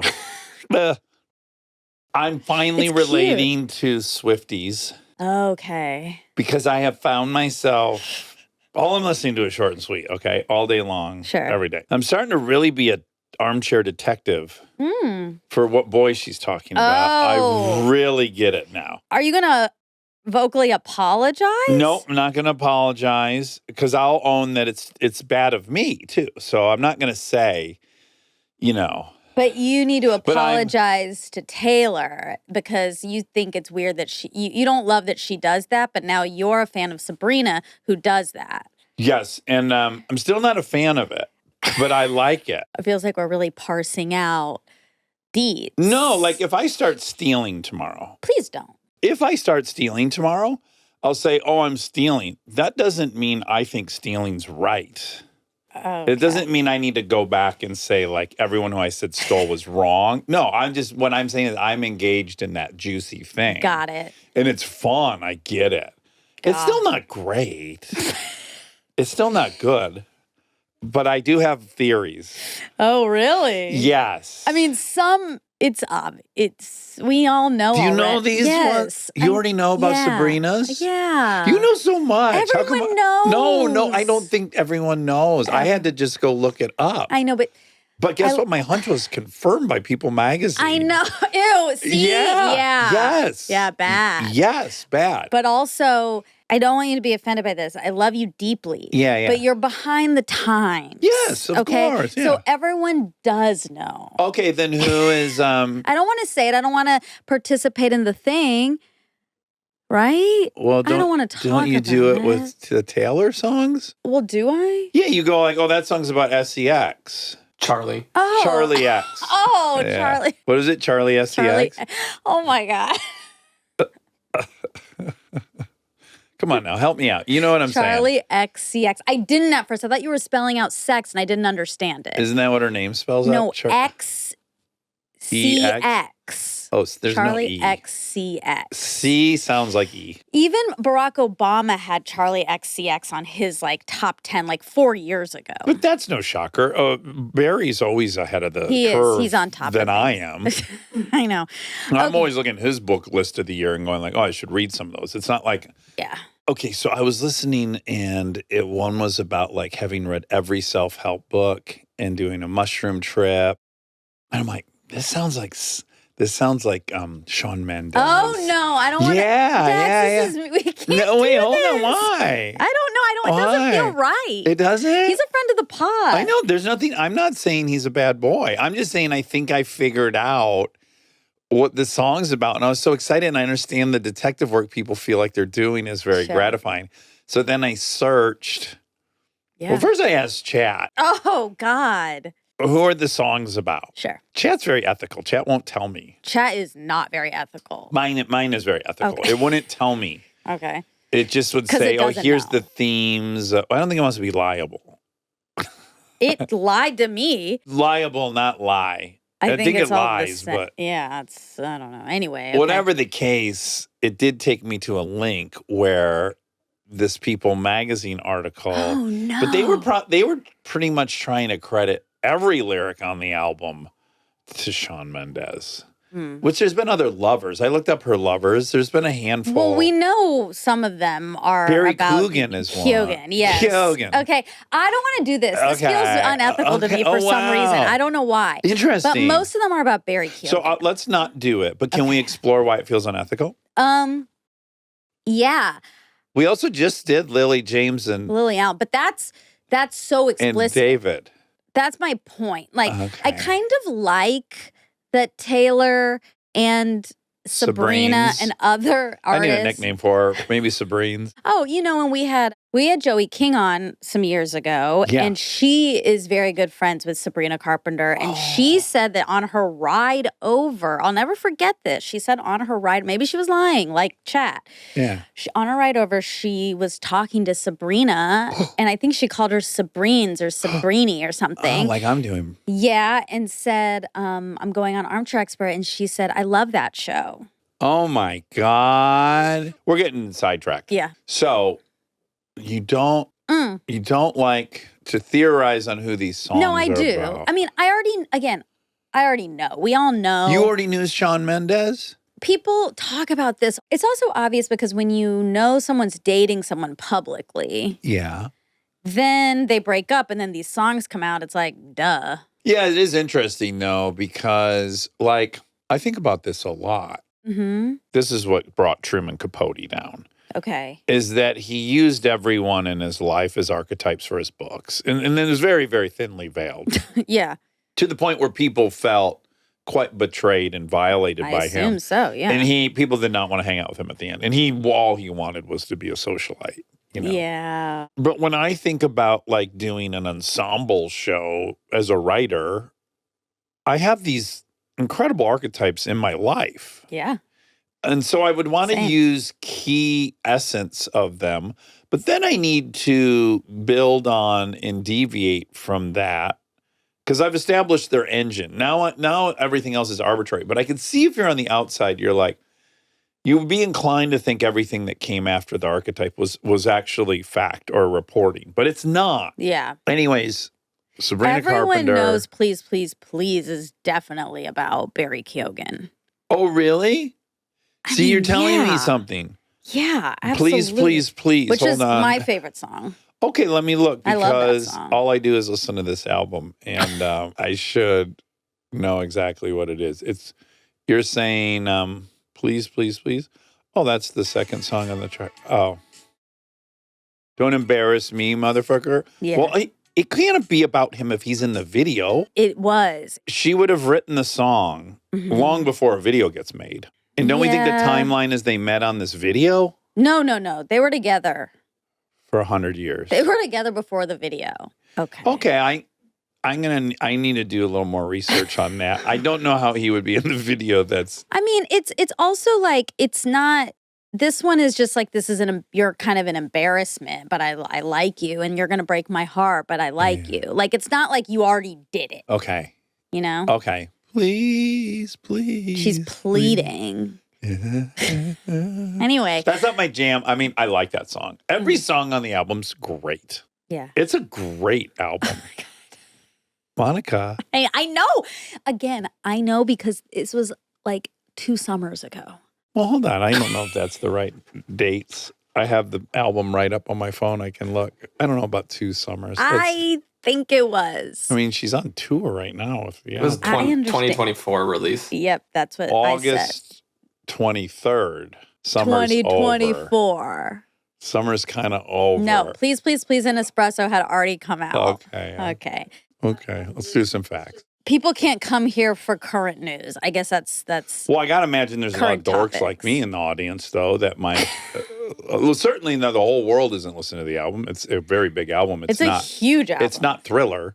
So I'm trying to push it to Even Thriller the numbers. fact that that's like the reference, like it's That's the biggest album huge. of all time. Okay, but it's huge. It's a huge album. Yeah, Huge. huge album. No, it's a great success. Yeah. Yeah. But it could be bigger. And not everyone's sick of it yet, Monica. Some people are I'm just not going. sick of it. Some people are going, wow, I've heard of her, but I didn't know. I can't. Yeah. Okay. But my song, I just want to recommend my song. Okay. You already did, but let's do it again. Let's do it every day. It's your favorite song. You love it. You do. I love it more than anything.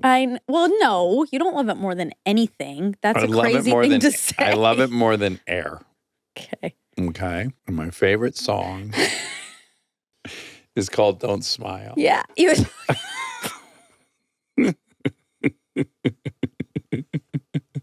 I didn't really have to look it up, but I did look it up because I know it's Don't Smile because it happened. Cry because it's over.